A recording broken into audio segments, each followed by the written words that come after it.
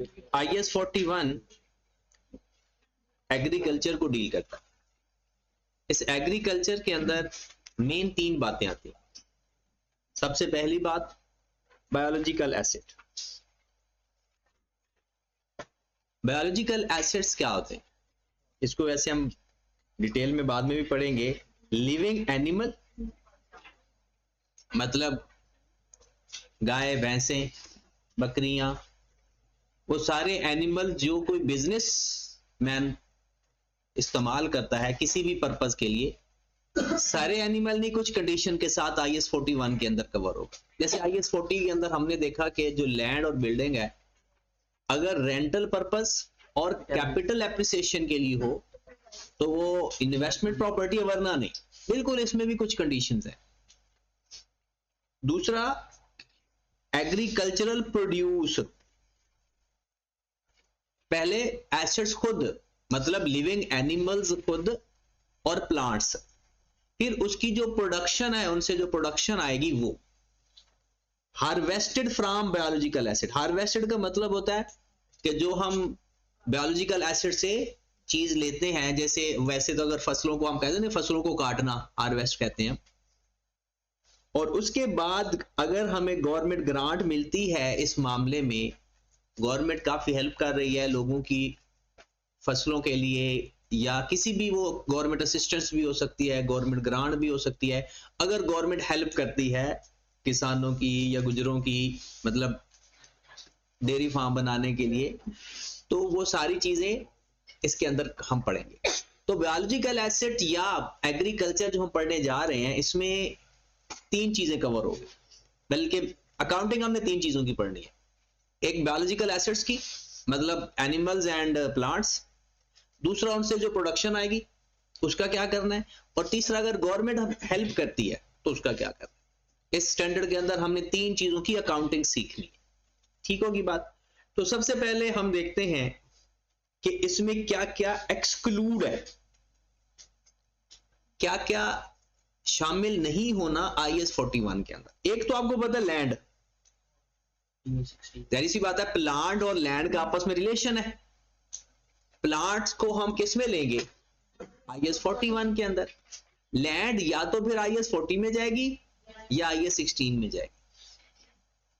और दूसरा harvested produce, मतलब जो उसकी हार्वेस्टिंग की हद तक IS 41 है। जब हार्वेस्टिंग से आगे फर्दर प्रोडक्शन होगी, मतलब हम कुछ चीज बना लेंगे, मिसाल के तौर पर अगर हम मिल्क प्रोड्यूस करते हैं जानवरों से, अब जो मिल्क है that is the agricultural produce, ये हार्वेस्टेड है। अब हार्वेस्टिंग के बाद जब उससे प्रोडक्शन बनेगी, कुछ लोग उससे चीज बनाते हैं, कुछ लोग मिठाई में इस्तेमाल करेंगे, कुछ लोग फिर वो आगे जिस पर्पस के लिए आगे जाएगी फर्दर वो उसमें कवर हो जाएगा। जैसे ये IS 2 में जा सकता है, अगर हम उसको खुद उसकी सेल परचेज शुरू कर दें। अब देखिए प्रोडक्शन की हद तक वो IS 41 रहेगा, फिर आगे जब सेल परचेज में चला जाएगा फिर वो चला जाएगा IS 2 के अंदर, या जिस पर्पस के लिए वो आगे जाएगा। बेयरर प्लांट्स, ये बेयरर प्लांट्स हैं कौन से, ये IS 16 के अंदर कवर करता है। वो ये बेयरर प्लांट्स वो प्लांट्स होते हैं जिनकी लाइफ मोर देन 1 ईयर होती है, और जो हमने खुद नहीं लगाए होते, पहले से ही लगे होते हैं। जैसे अक्सर हमने देखा होगा कि हमारे यहाँ खुद ब खुद कुछ दरख्त लग जाते हैं और उसकी प्रोडक्शन हम इस्तेमाल कर सकते हैं, उसकी लकड़ी इस्तेमाल कर सकते हैं, और उसके ऊपर अगर फ्रूट लगते हैं वो हम इस्तेमाल कर सकते हैं। तो बेयरर प्लांट वो प्लांट होते हैं जो खुद ब खुद उग जाते हैं, कुदरत की तरफ से उगते हैं। उनकी जो प्रोडक्शन है वो IS 41 के अंदर कवर होगी, लेकिन क्योंकि हमारी उसके ऊपर कोई कॉस्ट नहीं लगी तो इसलिए हम उसको किस में कवर करते हैं, IS 16 के अंदर। उसके बाद ऐसे तमाम एसेट्स जो इनटेंजिबल IS 38 के अंदर कवर हो जाएंगे। ये हमने पहले भी पढ़ा था कि अगर कोई चीज किसी और स्टैंडर्ड के अंदर कवर होती है तो फिर हम उसको अपने स्टैंडर्ड में कवर नहीं करते। है कौन कौन सी 3 चीजें जिनकी हमने अकाउंटिंग सीखनी है। बायोलॉजिकल एसेट मतलब लिविंग एनिमल्स और प्लांट्स को हमने किस तरह रिकॉर्ड करना है, फिर उनकी जो प्रोडक्शन आएगी हार्वेस्ट होके उसकी अकाउंटिंग कैसे करेंगे, और गवर्नमेंट ग्रांट अगर कोई हेल्प करेगी तो उसकी अकाउंटिंग कैसे करेंगे, कौन सी एंट्रीज पास करेंगे। कौन सी चीजें IAS 41 के अंदर आएंगी ही नहीं, एक हार्वेस्टेड प्रोड्यूस जो IAS 2 के अंदर चली जाएगी, लैंड, उसके बाद बेरर प्लांट्स, सारे बेरर प्लांट्स नहीं, कुछ बेरर प्लांट्स IAS 41 के अंदर भी आएंगे, वो हम कंडीशन पढ़ेंगे, और इनटेंजिबल एसेट्स। फिर उसने थोड़ी सी एग्जांपल बनाई है, आप इधर देख लें या इधर देख लें, एक ही बात है। शीप जानते हो सकता है कुछ हमारे दरमियान काठे अंग्रेज बैठे हो और उनको इन चीज के बारे में ना पता हो। ये जो ब्लैक शीप्स नहीं है, ये शीप्स हैं जो लोग इस्तेमाल करते हैं अपनी प्रोडक्शन में, वहां से वूल या फिर मेन जो शीप से प्रोडक्शन होती है ना, मेन वो वूल ही है। लोग जो उसको एज अ बिजनेस के तौर पर इस्तेमाल करते हैं वो वूल हासिल करने के लिए करते हैं। ट्रीज, फेल्ड ट्रीज का मतलब है जब उनसे लकड़ियां काट लेते हैं या उसको लकड़ी बना लेना, काट लेना, ये बायोलॉजिकल एसेट्स है, और ये उसकी एग्रीकल्चरल या कह सकते हो harvested production. Dairy cattle, milk, cotton plants, harvested cotton, sugar cane, मतलब गन्ना अगर लगा हुआ है तो एग्री बायोलॉजिकल एसेट है, और अगर आपने उसको तोड़ लिया है तो हार्वेस्टेड केन। टोबैको प्लांट्स, मतलब ये तो है, शायद मैंने तो देखे भी हुए हैं और लगाया तो नहीं, लेकिन यह है कि हमारे इलाके में लगाए जाते थे। टोबैको के प्लांट होते हैं छोटे छोटे, फिर उसके जो पत्ते काट दिए जाते हैं ना, पत्ते काट के फिर उसको खुश करके फिर तब टोबैको से ही बनता है। तो पहले जब तक वो प्लांट है तब तक वो बायोलॉजिकल एसिड होगा, जब उसके पत्ते काट लिए जाएंगे फिर वो उसकी प्रोडक्ट हार्वेस्टेड प्रोडक्शन हो जाएगी, और फिर जब उसको टोबैको बना दिया जाएगा फिर वो फर्दर प्रोसेसिंग में चली जाएगी, फिर वो इन्वेंट्री में जाए, आगे फर्दर वो अपने लिए इस्तेमाल कर रहे हैं जो मर्जी, वो आगे फर्दर। टी बुशेस, ये टी बुशेस इसलिए कहते हैं क्योंकि इसके ना वो इसके भी छोटे छोटे प्लांट होते हैं जिसे झाड़ियां कहा जाता है, फिर उसके पत्ते जब काट लिए जाएंगे, फ्रूट उसके जब तक फ्रूट ट्री के ऊपर है ये वो ट्री का हिस्सा माना जाता है, जब उसको वहां से तोड़ लिया जाएगा तब वो तो इसकी प्रोडक्शन बन जाएगी। ऑयल पाम, ये क्योंकि हम लोग पढ़ रहे हैं एक इंटरनेशनल स्टैंडर्ड, तो इंटरनेशनल स्टैंडर्ड पे सुअर को भी पढ़ा जाता है, तो इसलिए ये भी है। ग्रेप वाइन, अंगूर, पिक्ड ग्रेप्स। अच्छा, उसके बाद फर्दर पता क्या होती है इसकी प्रोडक्शन, वाइन। मेन अंगूर इसलिए वो करते हैं। फिर रबर ट्रीज, ये वो सारी चीजें हैं जिसको स्टैंडर्ड ने एग्जांपल्स के तौर पर इस्तेमाल किए हैं कि दरख्त और जानवर, इस एसेट्स को अगर ये आप बिजनेस के तौर पर इस्तेमाल करते हैं तो इनकी हम अकाउंटिंग कैसे किया करें। अगर हम ICAP की किताब से देखते हैं तो ICAP की किताब में ज्यादा अच्छा लिखा हुआ है, और इसमें मैं आपको कुछ चीजें हाईलाइट करवा देता हूं। ये उसने products that result from processing after harvest, harvest का मतलब है ये बुक के अंदर एक लफ्ज लिखा हुआ है डी अटैच। लफ्ज क्या इस्तेमाल, डी अटैच, मतलब जब बायोलॉजिकल एसिड से कोई प्रोडक्शन निकाल ली जाए डी अटैच, तो उसको बोलेंगे हार्वेस्टेड या एग्रीकल्चरल प्रोडक्ट। फिर उस एग्रीकल्चरल प्रोडक्ट के ऊपर फर्दर प्रोसेसिंग करके कुछ और बना दिया जाए तो वो बनेगा products that result from processing after harvest, जिसमें शीप का वूल, और वूल के बाद क्या होगा, यार्न या कारपेट। ट्रीज का यहां पर तो फेल्ड ट्रीज है, यहां पर उनको फेल्ड ट्री का मतलब है अभी दरख्त काटा है, ठीक है, और अगर उसके लॉग्स या लंबर कहते हैं लकड़ी को शेप में ले आना, उसका फर्नीचर बना, वैसे तो होता है ये लकड़ी है लकड़ी को किसी शेप में ले, फिर कैटल, डेयरी, मिल्क, चीज, मक्खन, लस्सी, जो भी मर्जी कह लो जी।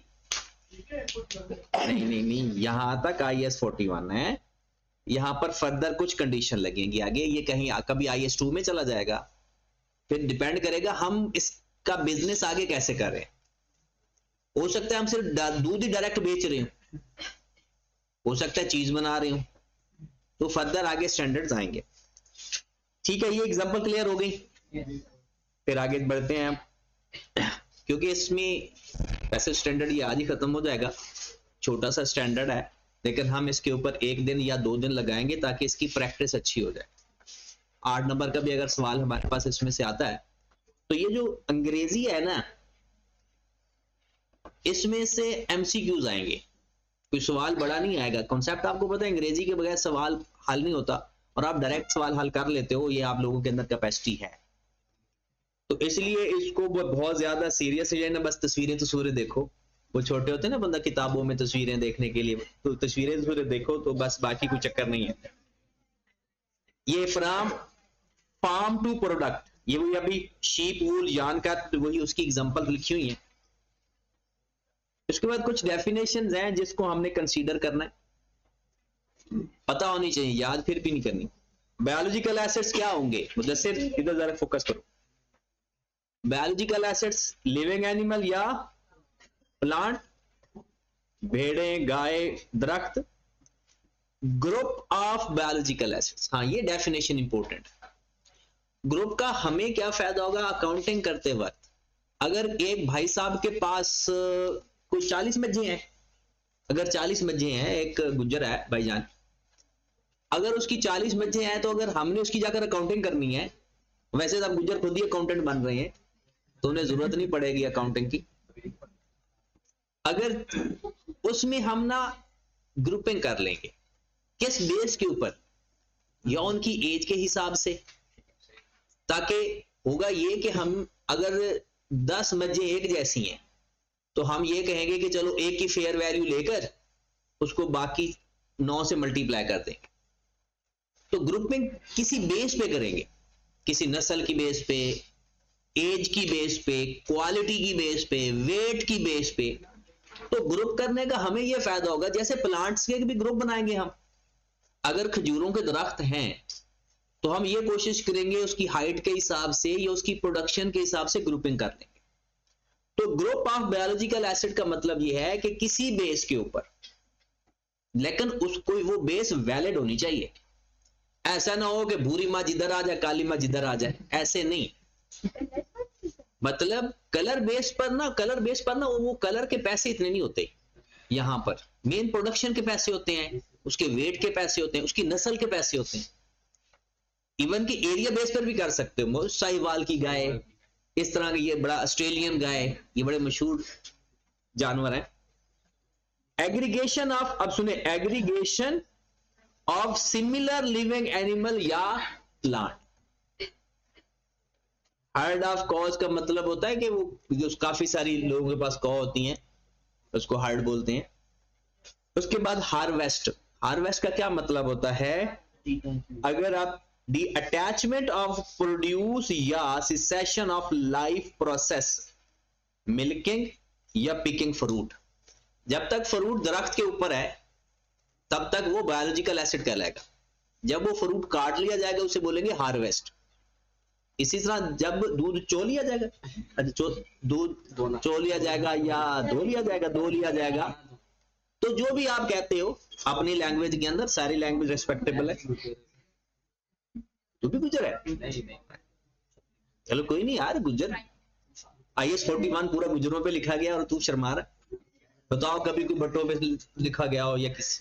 ये गुजरों का जानवरों के साथ क्या ताल्लुक? गुजरों का जानवरों के साथ ताल्लुक है, ये कोई गुजर आपके इर्द गिर्द रहते हैं, तुमसे पूछ रहा, हम तो नहीं कहते आप गुजर है।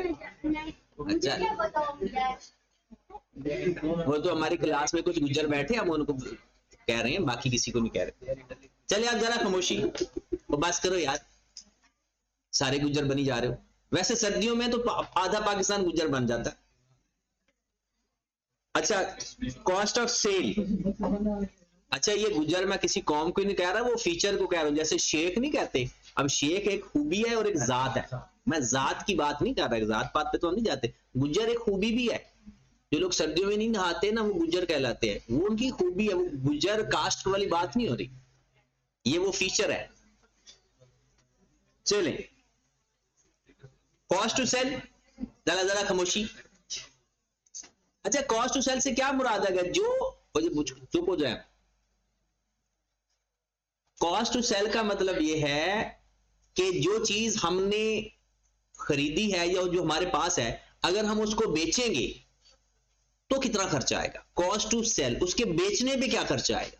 और ये बड़ा इंपॉर्टेंट है इसके अंदर, क्योंकि हमने हर सवाल के अंदर एक ही चीज पढ़नी है, fair value less cost to sell. पूरा स्टैंडर्ड ही इसी के ऊपर है। इनिशियल रिकॉग्निशन भी इसके ऊपर और सब्सिक्वेंट मेजरमेंट भी इसके ऊपर, ड्यूरिंग द ईयर भी इसके ऊपर। मतलब हर क्वेश्चन में कोई भी चीज हमने रिकॉग्नाइज करनी है ना, जिसे हम कहते हैं मेजरमेंट, वो fair value less even initial recognition भी। हालांकि ये है ना हैरानगी वाली बात, हम हर दफा क्या करते थे, इनिशियल रिकॉग्निशन कॉस्ट, लेकिन अब fair value less cost to sell. उसके बाद आ जाते हैं, ये बेरर प्लांट्स को थोड़ा सा एक्सप्लेन किया है। अब थोड़ा सा पहले वापस चलते हैं। 3 तरह के हमने डेफिनेशन के अंदर कवर चीजें की कि हमने एग्रीकल्चर के अंदर बायोलॉजिकल एसिड देखेंगे, उसकी प्रोडक्शन देखेंगे, और गवर्नमेंट ग्रांट अगर हमें मिलेगी तो उसकी अकाउंटिंग देखेंगे। क्या चीज शामिल नहीं है? लैंड, ठीक है। उसके बाद जो इंटेंजिबल एसेट्स में अगर कवर होगा, या बेरर प्लांट हमने वहां पर देखा, या हमने देखा कि अगर इसकी हार्वेस्टेड प्रोडक्शन आगे इन्वेंट्री में कवर होगी तो। फिर हमने इसकी कुछ एग्जांपल्स देखी कि इसमें क्या क्या चीजें उसने एग्जाम्पलीफाई की हैं। फिर उसके बाद मेन है कि बेरर प्लांट एक्सप्लेनेशन में सबसे पहले वो कहता है बेरर प्लांट कौन से IS 16 में चले जाएंगे, और नॉट बेरर प्लांट, और कौन से एसिड हैं जिनको हम बेरर प्लांट नहीं कहेंगे। Bearer plants are living plants used for agriculture produce for more than 1 period. वो तमाम प्लांट जिनकी लाइफ 1 साल से ज्यादा होगी। पहली बात तो ये है कि बेरर प्लांट की लाइफ लेस देन 1 ईयर नहीं हो सकती। आप कहेंगे सर मोस्टली तो हमने देखे, भाई मोस्टली तो क्या है, ये जो कॉटन प्लांट है इसकी तो लाइफ 3 से 4 महीने होती है।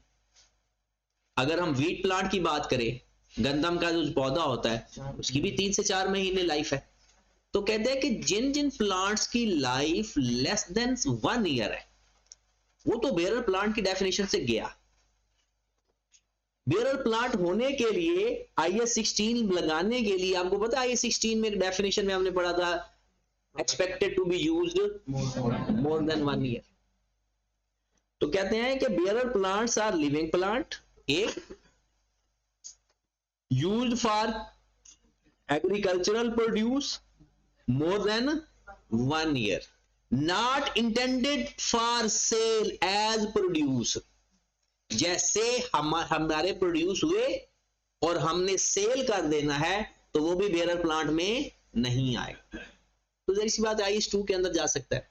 तो सबसे पहले यूज्ड फॉर प्रोडक्शन या सप्लाई, यूज्ड फॉर, और दूसरा ये भी है प्लांट्स। यहां पर बायोलॉजिकल एसिड का लफ्ज नहीं इस्तेमाल हुआ, क्योंकि बायोलॉजिकल एसिड के अंदर तो एनिमल भी आ जाते हैं। फिर उसके बाद expected to be bear produce for more than 1 year, remote likelihood being sold as produced except scrap। उसकी प्रोडक्शन वो एज इट इज सेल होता है, स्क्रैप नहीं होता बल्कि एज इट इज। अब plants harvested as produce, timber tree कहता है प्लांट्स हार्वेस्टेड एज, जैसे ही वो प्रोड्यूस होते हैं वैसे ही उनको हार्वेस्ट कर दिया जाता है, मतलब लैंड से अलग कर दिया जाता है।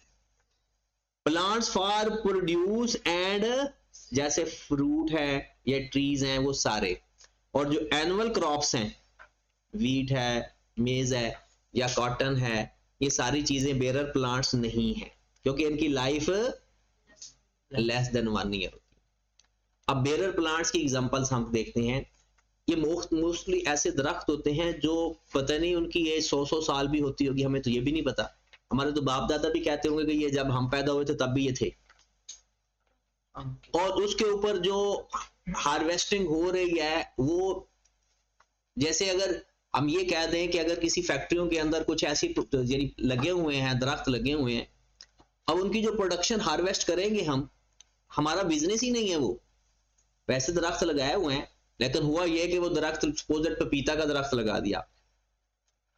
अब आपने कहा कि यार पपीता इतने ज्यादा तो हम खाएंगे नहीं, आपने उसकी प्रोडक्शन सेल कर दी और आपका मेन पर्पस है ही नहीं, वो मेन बिजनेस ही नहीं है।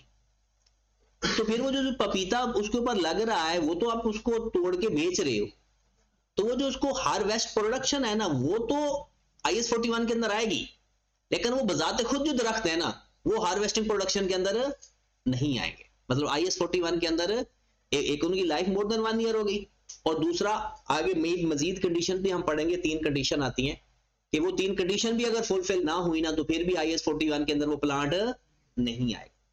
कंडीशन अभी हम देखते हैं। दूसरा यह है कि biological transformation.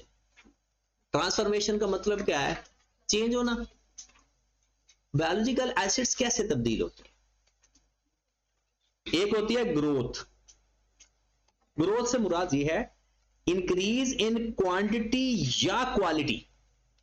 Increase in quantity या क्वालिटी। मिसाल के तौर पर आपके पास आज एक कौ है, 1 साल बाद, आज उसकी एज कम है, 1 साल के बाद उसकी एज जब बढ़ेगी तो उसकी वैल्यू पहले से, लेकिन एक खास लेवल के बाद अगर एज बढ़ती है ना तो उनकी वैल्यू कम भी होती है, जब जिसे हम कहते हैं ओल्ड हो जाना। और अगर एक कौ से 2 कौ हो जाएं, ऐसा पॉसिबल है? एक कौ से 2 कौ हो जाएं, एक बड़ी कौ एक छोटी कौ, तो वो क्या है? फिर वो क्या चीज है? क्वांटिटी। तो जो आप ना ज्यादा इजी हो जाएगा, एक मुर्गी कुकड़ी कर लेते हैं, कुकड़ नहीं कुकड़ी। अब जब वो छोटी सी कुकड़ी होगी तो उसकी वैल्यू कोई और होगी, जब कुकड़ी बड़ी होगी तो उसकी वैल्यू कुछ और होगी, और फिर जब छोटी छोटी कुकड़ियां आ जाएंगी उसमें से अंडों के बाद, तो अब वो क्वांटिटी में भी बढ़ रही है और क्वालिटी में भी बढ़ रही है। इसे कहते हैं ग्रोथ। तो बायोलॉजिकल ट्रांसफॉर्मेशन की ग्रोथ की भी हम एंट्री पास करेंगे, चाहे वो क्वांटिटी में बढ़ेगी या क्वालिटी में बढ़ेगी। जाहिर सी बात है, वैल्यू बढ़ेगी तो एंट्री पास होगी। उसके बाद होता है डीजेनरेशन, डिक्रीज इन क्वांटिटी या क्वालिटी। डेथ की सूरत में क्वांटिटी कम होगी, या कभी कभी ऐसा होता है, वो कुकड़ियों वाले जानते होंगे शायद, कोई कुकड़ी खोर बैठा हो, मतलब वो जो चीले उठा के चली जाती हैं बच्चे, या वो चील नहीं होती, चूजे, बच्चे चूजे, छोटे छोटे चूजे होते हैं ना, वो चीले उठाकर चली जाती है। और या फिर ओल्ड एज, क्वांटिटी में डेथ या किसी भी सूरत में क्वांटिटी कम हो जाए, सेल भी हमने पढ़नी है इसके अंदर, या उसकी एज बढ़ जाए। Procreation, creation of additional living animals या प्लांट, इसमें बर्थ भी आ गया, या हम खरीदेंगे तब भी। उसके बाद प्रोडक्शन गेटिंग एग्रीकल्चर प्रोड्यूस, जैसे मिल्क है और वूल है। ग्रोथ, डीजनरेशन, ग्रोथ कैसे होगी? Quality quantity, degeneration quality quantity, और उसके बाद प्रोक्रिएशन, बर्थ या खरीदना, और प्रोडक्शन, वो तो जिसकी जो प्रोडक्शन आएगी वैसे वैसे उसको हमने कैसे डील करना, ये सारा ये स्टैंडर्ड में हमें सिखाया जाएगा। और इसमें सबसे ज्यादा जो इंपॉर्टेंट चीज है वो है एग्रीकल्चरल एक्टिविटी। ये लास्ट है अभी का, क्योंकि उसके बाद इसके न्यूमेरिकल सवाल शुरू हो जाएंगे। थ्योरेटिकल बातों में से लास्ट बात है, थोड़े से उसको डिटेल में सीख लेते हैं। एग्रीकल्चरल अगर एक्टिविटी नहीं होगी ना, चाहे वो हमारे पास प्लांट भी हो, चाहे वो हमारे पास एनिमल भी हो, IAS 41 के अंदर नहीं कवर होगा।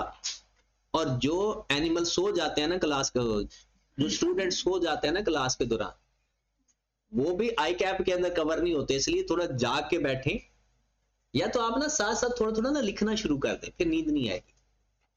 आप ये सोच रहे होंगे कि ये मैंने फाइल आपको सेंड कर दूंगा, पहले सेंड की है? बताओ, IAS 38 की फाइल मैंने सेंड की है? नहीं की ना, तो फिर तो आप कैसे करोगे तैयार? ICAP की किताब में तो बड़ा औखा औखा लिखा हुआ है, हाँ? तो फिर लिखोगे कैसे, यानी याद कैसे रखोगे? यानी मतलब एक दफा तो दोबारा भी पढ़ोगे, इतने तो आप हाजी साहब हो नहीं, हाफिज साहब हो नहीं, एक दफा सुनोगे और याद हो जाएगा। चले, ChatGPT जी जो बातें बताएगी ना आपको, वो कुछ और ही होती है। उसमें कुछ आप मतलब आप देख लेना, वो मतलब ही कुछ और बताती है। कोई बात नहीं, हमारे पास एक आम का दरख्त है और हम उसके आगे सेल करते हैं, वो IAS 16 में चला, उसके डेप्रिशिएट कैसे करते हैं? एक दरख्त है उसके भी सेल कर देते हैं। एक वो अभी हमने इसकी मेजरमेंट, रिकग्निशन, डी रिकग्निशन सारा पढ़ा, अभी हम सिर्फ डेफिनेशन पढ़, सारा कुछ ही हमने इसके अंदर सीखना। आपके सारे सवालों के जवाब आ जाए। चलिए जी, एग्रीकल्चरल एक्टिविटी में आ जाए। अब जरा खामोशी। अच्छा, एक्टिविटी में क्या होता है? सबसे पहले management of biological transformation, biological transformation की मैनेजमेंट। जाहिर सी बात है, जब आप लोग दरख्त लगा रहे हो, वो छोटे दरख्तों से बड़े दरख्त होंगे, क्या विदाउट मैनेजमेंट हो जाएंगे? आपने डेयरी फार्म बनाया हुआ है, कैटल फार्म बनाया हुआ है, क्या विदाउट मैनेजमेंट हो जाएगा? ना ट्रांसफॉर्मेशन होगी, ना उसकी सेल होगी, कुछ भी नहीं होगा। और अगर विदाउट मैनेजमेंट कुछ हो रहा है, जैसे एक दरख्त हमारी फसलों में उग जाता है और वो दरख्त हम कटवा के बेच देते हैं, उससे पैसे आ जाते हैं, वो हमारी अदर इनकम बन सकती है। वो 41 के अंदर तो मैनेजमेंट पहला लफ्ज है। बायोलॉजिकल ट्रांसफॉर्मेशन की मैनेजमेंट, हार्वेस्ट फॉर सेल या कन्वर्जन या एडिशनल। कन्वर्जन से क्या मुराद है? एक से दो हो जाना। एडिशनल से क्या मुराद है? जो हम खरीद के लेकर आते हैं या खुद उगाते हैं प्लांट्स। सबसे पहले कैपेबिलिटी टू चेंज। IAS 41 वो होगा जिसके अंदर ट्रांसफॉर्मेशन की कैपेबिलिटी होगी। जैसे लैंड को इसमें क्यों नहीं कवर करते? लैंड चेंज नहीं होती, उसकी फेयर वैल्यू चेंज होती है। अब ये ऐसा नहीं हुआ कभी कि आपने 1 कनाल खरीदा हो, 1.25 कनाल हो गई हो, 2 कनाल हो गई हो, ज्यादा बारिश हो गई हो तो वो उसने थोड़ी और फैल गई हो, जहां जहां मट्टी जाए सारी हमारी जमीन है। तो capability to change, living animal या प्लांट अंडरगो बायोलॉजिकल ट्रांसफॉर्मेशन। जिस एसेट के अंदर ट्रांसफॉर्मेशन की कैपेसिटी नहीं होगी, IAS 16 के जितने भी एसेट्स हैं ना, 99% किसी में भी कैपेबिलिटी खुद ब खुद ट्रांसफॉर्म होने की कैपेसिटी नहीं है। मैनेजमेंट ऑफ चेंज, उस चेंज को हम मैनेज भी कर रहे हो, और जैसे खाद दे रहे होते हैं, पानी दे रहे होते हैं, खाना दे रहे होते हैं, जानवरों को खाना दे रहे होते हैं, तो इस तरह से उसको हम मैनेज भी कर रहे हो। मतलब बेसिकली वो बैकएंड पे कहता है कि आप बिजनेस कर रहे हो उस चीज का। हर वो बायोलॉजिकल एसेट जिसमें चेंज होने की कैपेसिटी है और हम उसको मैनेज भी कर रहे हैं। And last one is measurement of. जाहिर सी बात है, अगर हम मेजरमेंट का मतलब क्या होता है? उसकी कोई वैल्यू देना। मेजरमेंट का ताल्लुक किस चीज के साथ होता है? वैल्यू के साथ। हम उसको कोई वैल्यू दे सकें, उसकी कोई मार्केट वैल्यू हो। जैसे अगर हमारे पास कोई जानवर हैं और हम मार्केट में बेचना चाहते हैं, तो वहां उसकी कोई वैल्यू हो। कोई दरख्त की लकड़ी बेचना चाहते हैं तो उसकी कोई वैल्यू हो, और वो वैल्यू भी क्या हो? रिलायबल। कहता है क्वालिटी या quantity change are measured and monitor. तो पहली बात तो ये है कि इसमें एक्टिविटी क्या क्या आती है? एक तो है मैनेजमेंट ऑफ ट्रांसफॉर्मेशन, फिर उसकी हार्वेस्टेड प्रोडक्शन की सेल, और उसको डायरेक्ट भी आप सेल करना चाहो तो कर सकते हो। फिर उसके बाद हमारे पास कैपेसिटी क्या होनी चाहिए? पहले तो बायोलॉजिकल एसेट होते वो हैं कि जो capability to change, transform capacity रखते हैं। हम उसे मैनेज कर रहे हूं, मतलब दरख्त हैं तो खाद स्प्रे दे रहे हूं, पानी दे रहे हूं, और अगर जानवर है तो उनकी फीडिंग कर रहे हूं। उसके बाद ये उसने थोड़ी सी एक्टिविटीज दिखाई हुई हैं कि ये उसने कुछ फार्म बनाए हुए हैं। हाँ जी, ये सारी वो चीजें लिखी हुई हैं, जू एनिमल्स, पीकॉक, टूरिस्ट। किसी गांव का जंगल लगवा दो पूरी क्लास को, ऐसे समझ नहीं आई। ऐसे नहीं समझ आए? आप घर में 2-4 कुकड़ियां रख ले, कुछ और नहीं रख सकते तो कोई नहीं, कुकड़ियों को साथ निकल जाना।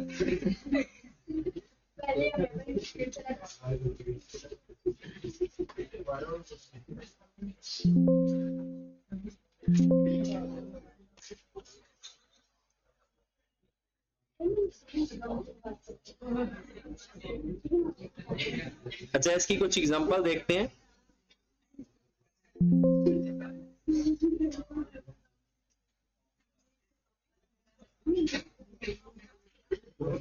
इसमें से डिस्कस करने का सवाल आएगा। नहीं, डिस्कस करने वाला भी आ सकता है, और क्वेश्चन है इसके, न्यूमेरिकल है। अच्छा, ये क्वेश्चन है कि देखिएगा प्लीज।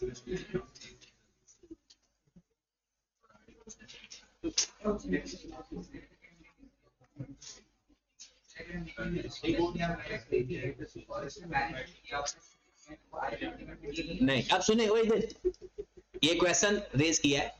देखिए ना, अगर आप फिशिंग करते हो, फिशिंग 2 टाइप की है। एक आप फिशिंग फार्म बनाते हो, अगर आप फिशिंग फार्म बनाओगे तो वो IS 41 उसके ऊपर चला लग जाएगा। दूसरा आप ये है कि आप चले जाते हो रावी के पुल पे और वहां पर जाकर फिशिंग करते हो। अब क्या वो आपने खुद, आपका फार्म था, क्या आपने उसको मैनेज किया हुआ है? नहीं।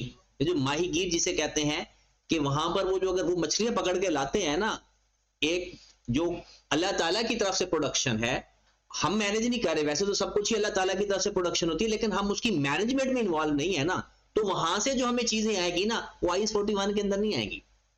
फिशिंग फार्म वाला वो IS 41 लगेगा, लेकिन वहां से अगर हम लोग मछलियां पकड़ कर लाएंगे ना, तो वहां पर IS 41 अप्लाई नहीं होगा। तो ये बात देखनी है, capacity to change, management of change. तो अगर कैपेसिटी है, कैपेसिटी टू चेंज की बाहर भी होती है, लेकिन अगर हम मैनेज नहीं कर रहे ना, तो वो भी IS 41 के अंदर कवर नहीं होगा। अभी तो शुरू किया है ना, तो इसमें अभी करेंगे, क्वेश्चन करेंगे। मैं ये एक छोटी सी एग्जांपल हम कर लेते हैं, फिर नेक्स्ट क्लास में ये मजीद इसको डिस्कस करते हैं। A zoo has bought 2 lions and 1 tiger for exhibition in zoo cage for earning ticket revenue। बताएं, 2 lions हैं, एक टाइगर है जू के अंदर। वो कहता है क्या ये बायोलॉजिकल एसेट्स के अंदर कवर होंगे या नहीं होंगे? तो IS 41 कहता है नहीं। एक तो बात ये है कि ये उनके पास जितने भी जानवर हैं वो सारे के सारे IS 16 में कवर होंगे। एक तो मोस्टली वो मोर देन 1 ईयर के लिए अपने पास रखते हैं, और वो हार्वेस्टिंग के लिए तो रखते ही नहीं है। अब 2 लाइन है, एक टाइगर है, उनकी हार्वेस्टिंग कैसे होगी? या तो एक शेरनी हो, तो इस तरह से, अदरवाइज तो नहीं हो सकता ना। उनका मेन पर्पज क्या है? वो तो बाद की बात है ना, डेप्रिसिएशन तो उसकी बाद में, तो उसको रीवैल्यूएशन पे रख लेंगे। उसके बाद peacock kept by the restaurant in their open dining area to attract the more customer. एक रेस्टोरेंट ने एक पीकॉक को अपने पास रखा हुआ है ताकि वो बच्चे आए और वो देखें कि, तो क्या उसका मेन बिजनेस है इसका? तो ये भी IS 41 के अंदर कवर है। Mules kept for transportation of luggage for tourist. Mules कहते हैं खच्चर और ये गधे type. By company which provides camping and hiking services to foreign tourist. ये अभी भी अगर आप गिलगित वाली साइड पर जाएं या बर्फानी इलाके होते हैं, वहां म्यूज, खच्चर, घोड़े इस्तेमाल होते हैं। अब वो टूरिस्ट का लगेज उठाने के लिए इस्तेमाल होते हैं, या लोगों को एक जगह से दूसरी जगह के ट्रांसपोर्ट के तौर पर इस्तेमाल होते हैं। तो वो तो व्हीकल होगा एक टाइप के, तो क्या वो भी IS 41 के अंदर कवर है? क्योंकि उनका मेन पर्पस कुछ और होता है। मेन पर्पस क्या होना चाहिए? हार्वेस्टिंग, उनकी प्रोडक्शन हासिल करे, हम उसको मैनेज कर रहे हो, मेन हमारा बिजनेस हो उस चीज का। A small business using horses in horse wagons for tourists to travel around historical places, ये भी IS 41 के अंदर कवर है। अच्छा, हमने ये नहीं बताना कि ये किधर जा रहा है, हमने ये बताना है IS 41 के अंदर है। आगे हो सकता है हमसे कोई गलती ना हो, हम IS 16 लेके बैठे, IS 16 में हो ही ना। आपने ये कहना है कि IS 41 के अंदर है या नहीं है। पैरेट्स केप्ट फॉर ब्रीडिंग, जब लफ्ज ब्रीडिंग आ जाए ना तो ये IS 41 है। ब्रीडिंग का मतलब है क्या होता है? आपने नस्ल बढ़ानी है, तो नस्ल बढ़ाने के लिए ट्रांसफॉर्मेशन आ गई इसके अंदर। तो parrots kept for breeding by a bird shop so that their offspring can be, ये है IS 41। आप तोते पाल रहे हो और आपने कहा कि तोते पाल के सर्दियों में या मौसम बहार के अंदर हम बेचे। Horses kept in stable for breeding and to be trained and sold later, ये भी 41 है। तो ये आपका IS 41 है और ये आपका IS 44 वाला। Small business using horses in horse wagon for tourist to travel around historical, वो अपने साथ ना घोड़े रखते हैं ताकि जहां रुकेंगे तो अपने टूरिस्ट को घोड़ों के ऊपर ना वो हिस्टोरिकल प्लेसेस की सैर करवा देंगे। तो एक तरह का वो भी एक ट्रैवलिंग पर्पस के लिए इस्तेमाल हो रहा है, ब्रीडिंग के लिए तो इस्तेमाल ही नहीं हो रहे। क्या हुआ? तो ऊपर वाले चारों इसके अंदर नहीं है, IS 41 के अंदर नहीं। IS 41 के अंदर क्या होगा? हमने खरीदे या खुद हमारे पास वो प्रोड्यूस हुए, फिर उसके बाद हम उसकी मैनेजमेंट कर रहे हैं, फिर बाद में वो बड़े हो जाएंगे, उससे हार्वेस्ट प्रोडक्शन भी लेंगे और बाद में उसको सेल भी करेंगे। चले जी, इसकी ना मेजरमेंट हमने ये पढ़ लिया है, बेरर प्लांट्स को हमने डिस्कस कर लिया है। तो नेक्स्ट क्लास के अंदर ना हमने रिकग्निशन और नेक्स्ट क्लास में हमने इसकी ना अकाउंटिंग पढ़नी है। ठीक है, ओके।